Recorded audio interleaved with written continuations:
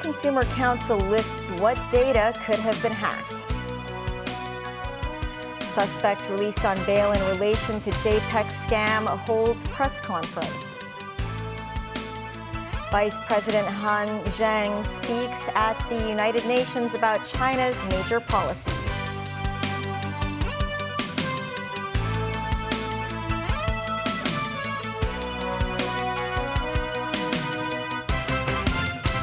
Hello and welcome to TVB News. The Consumer Council became the latest high-profile victim of the recent hacking incidents, with the body suffering a data breach. The hackers subsequently sought a $500,000 U.S. ransom.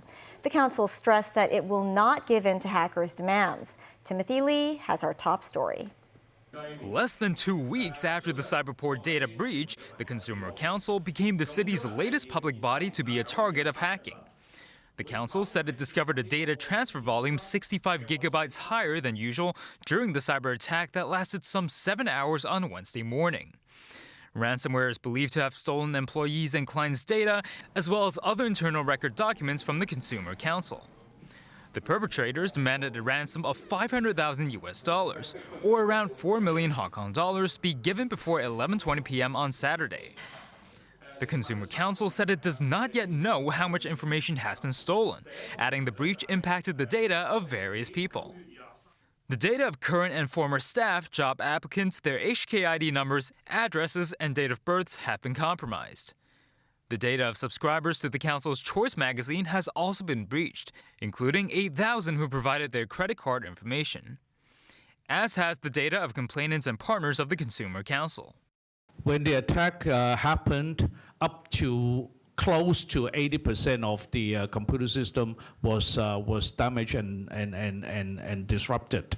And as we speak now, almost, the thing that got affected as the first wave was the hotline inquiry system, the subscription, and the inquiry system.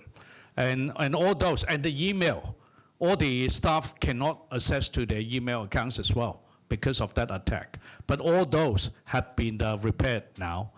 Earlier, the Consumer Council said it had already reviewed its antivirus software in the wake of the attack on Cyberport. The council said it believes the cyber attack did not involve its employees opening phishing links. The council added the police and the Office of the Privacy Commissioner for Personal Data have been notified of the situation.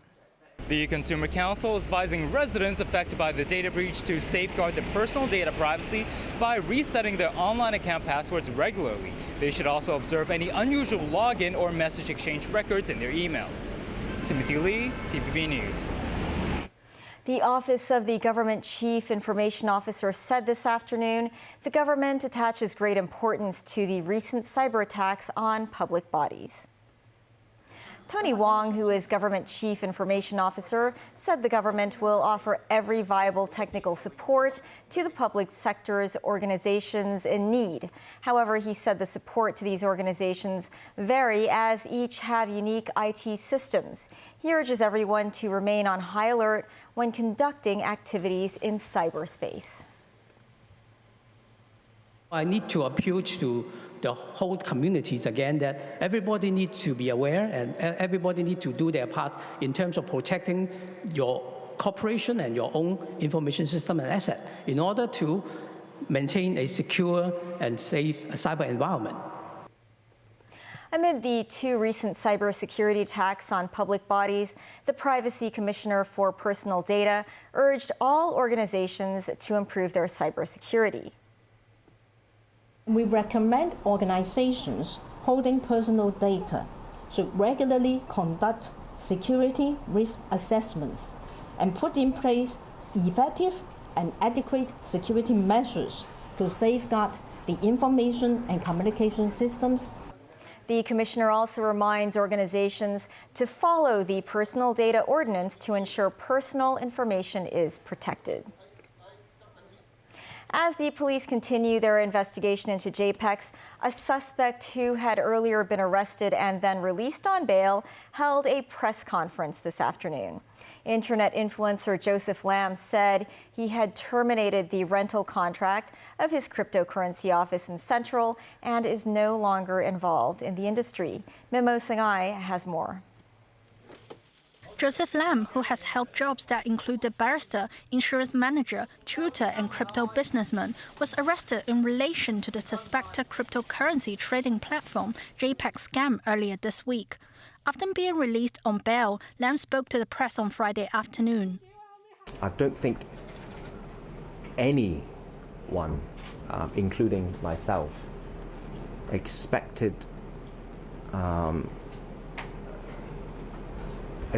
this outcome.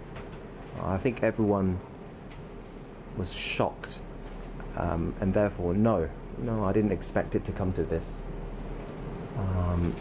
And I'm doing my best to cope,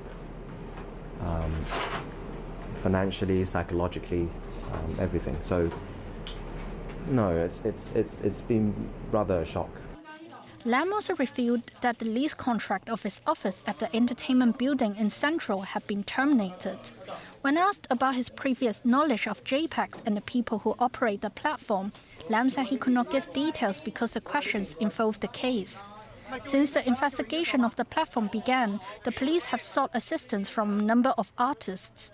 The latest one was actress Jacqueline Chong, who returned from Malaysia on Thursday before appearing at the police headquarters in Wan Chai.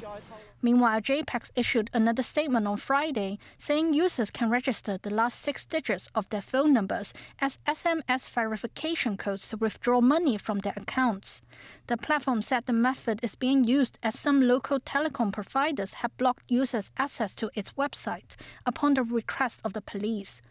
This expert says revealing such personal data may not be as risky as it sounds. So if you try to simply just receive the code through the SMS, and then you input the code back to your application or your account under an encrypted channel. For example, you didn't connect to some insecure network like free Wi-Fi.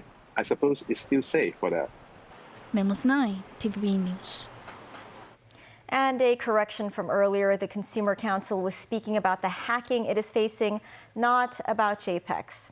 Meantime, authorities say another luxury home at Red Hill Peninsula in Tai Tam has been found to have illegal structures. Officers say of the 85 detached houses near the seaside, as many as 70 are suspected of breaking the law. This morning, officers from Buildings and Lands departments, as well as the police, went to inspect 10 more houses. 4 units refused the officers' entry, while nobody answered the doors at 6 other houses. Authorities said today, in addition to unit numbers 70, 72, and 74, number 76 has also been found to have been modified without authorization. These 4 units were ordered to begin restoration work within 90 days and complete within 150. Some houses were found to be structurally unsafe after landslides early this month. President Xi Jinping has arrived in Hangzhou, where he will open the Asian Games tomorrow. He met with Syria's leader Bashar al-Assad in Hangzhou on Friday. President Xi said China and Syria will upgrade their relationship to a strategic partnership. Xi added China is willing to continue to work with Syria and safeguarding international fairness and justice. Beijing is also willing to strengthen Belt and Road cooperation with Syria and increase the import of agricultural products from Syria. At the United Nations General Assembly's leaders meeting on Thursday, Vice President Han Zheng delivered a speech that outlined China's policy position on a wide range of important issues.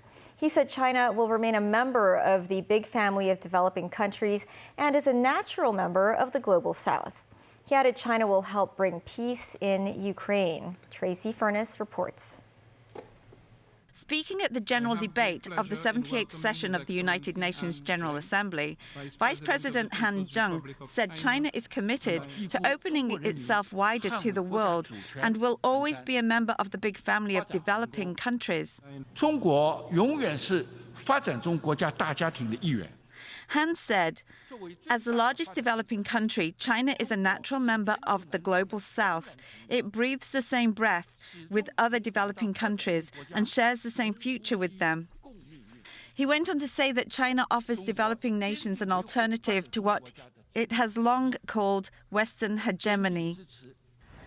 On Taiwan, he said that China stays committed to safeguarding its sovereignty and territorial integrity. There's but one China in the world, Han said. The government of the People's Republic of China is the sole legal government representing the whole of China. No one, no force should ever underestimate the firm resolve, strong will and the power of the Chinese people to safeguard their sovereignty. And on the subject of Ukraine, the Vice President said that China supports all efforts conducive to the peaceful resolution of the Ukrainian crisis. He added China stands ready to continue playing a constructive role for the early attainment of peace. On the environment, Han said, China will continue to pursue ecological conservation on a priority basis, advance green and low-carbon development, stop building new coal-fired power projects abroad and support other developing countries in developing green and low-carbon energy while helping them build more green projects. Regarding human rights, Han stressed that each country should choose their own path of advancing human rights based on their history and national conditions. Tracy Furness, TVB News.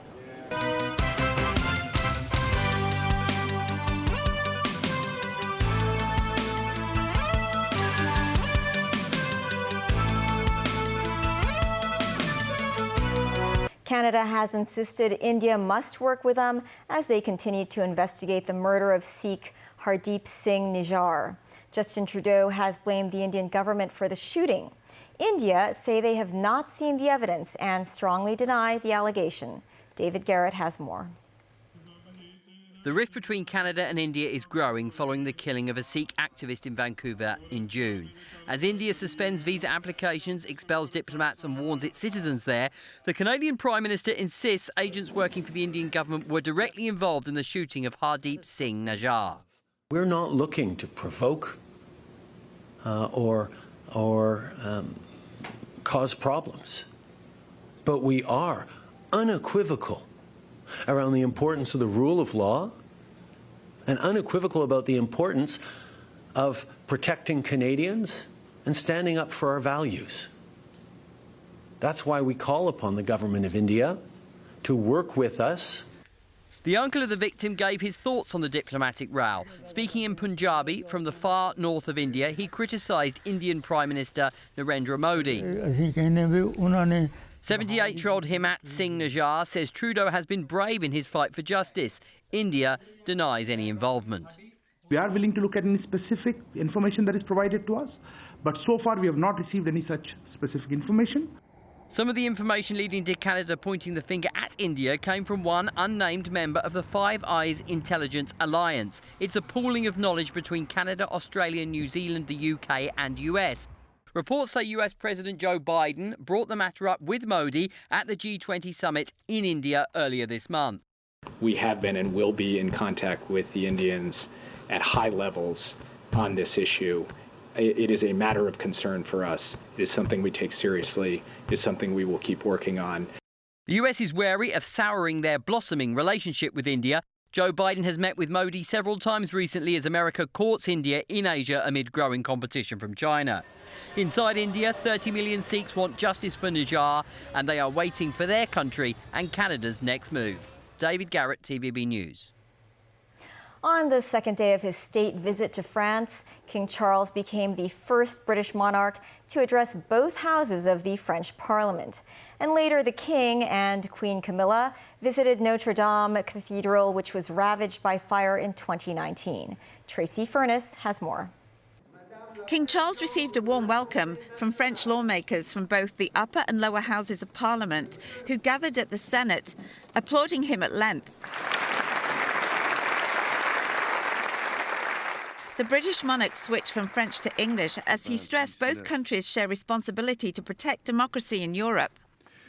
Notre partenariat construit sur Our partnership, constructed through shared experience, remains absolutely vital as we confront the challenges of this world together, he said. Later in the day, Queen Camilla and King Charles, with France's First Lady Brigitte Macron, went to Saint-Denis, a Paris suburb, where they visited a sports centre and met with members of the public. Queen Camilla and First Lady Brigitte Macron tried their hand at table tennis. And King Charles spoke with some of the young children. Before they left, Charles was presented with a number 3 Paris Saint-Germain soccer shirt bearing his name from club president Nasser Al-Khalifi, the 3 signifying he is Charles III. The King and Queen, with President Emmanuel Macron and his wife Brigitte, also visited Notre Dame Cathedral. The cathedral was ravaged by fire in April 2019, and it is in the process of being restored. The 2 couples spoke with firefighters who were there responding to the fire when it broke out. King Charles said he had been utterly appalled by the scenes of such devastation following the catastrophic fire. The Notre Dame Cathedral dates back to the 12th century. Tracy Furness, TVB News. Back locally, former Chief Secretary Henry Tang Yin Yen has been reappointed as the chairman of the West Kowloon Cultural District Authority for another term of 2 years. The government said his appointment will take effect from October 1st. Tang assumed the role in October 2017 and was reappointed in 2019 and 2021 by the chief executive. The Cultural District Authority earlier submitted a plan to the government, reportedly asking for permission to sell the properties as they are currently only available for rent. The move is expected to shore up its finances as government funding to support the district's development is expected to run out in 2025. The district houses M+, Palace Museum, and Shichu Center. And that is the news. Thank you for watching. Have a great weekend ahead. Bye for now.